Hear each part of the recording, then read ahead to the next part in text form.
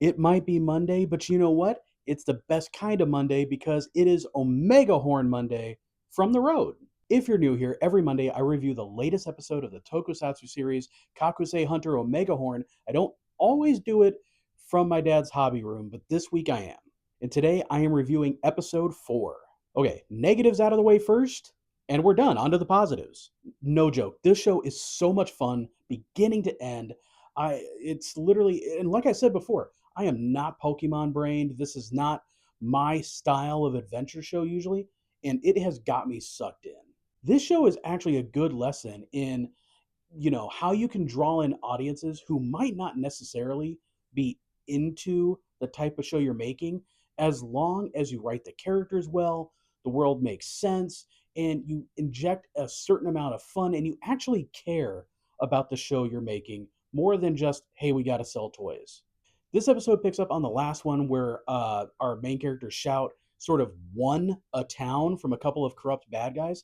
And this is him kind of like showing the town how to survive on their own. There's a character from the last episode who he sort of inspires to be a hero just like him. In fact, one of those banished villains from the last episode comes back to try to retake the town, but the young person that Shout has inspired, they get into a hunter battle. We don't see it. Maybe that's the only negative, is we don't actually see that battle. We see them start to fight and then commercial break and comes back and the fight is over. We got a lot of great character development with Gariko, who's the hunter who's been going along with Shout and Okaku. And we got to see her fight Shout. And I thought their battle was very interesting. We learned more about her backstory, about how she's maybe tied to the Evil lady from the last episode.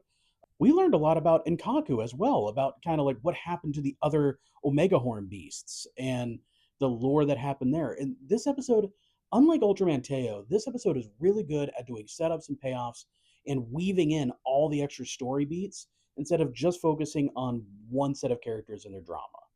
And Reggie too, like Gav on Infinity, he's in here undercover, presumably. We get to see him fight where he just snaps his fingers and lightning bolts the bad guys from the last episode. He is so much cooler on this show than he ever was on his own. Honestly, if okay, so I'm gonna give this episode an 8.5, and there's one reason why I'm not giving it a 9 or higher. And that is because even though we get these great, awesome battle moments, I don't yet feel a deep enough connection with the characters that it earns these like big giant moments. It's missing the common writer Zets, like, oh my god, this is like phenomenal type of moments that we get in those shows with the emotional payoffs that are happening there. But I think the show is going to get there. But let me know in the comments, how are you feeling about Omega Horn so far?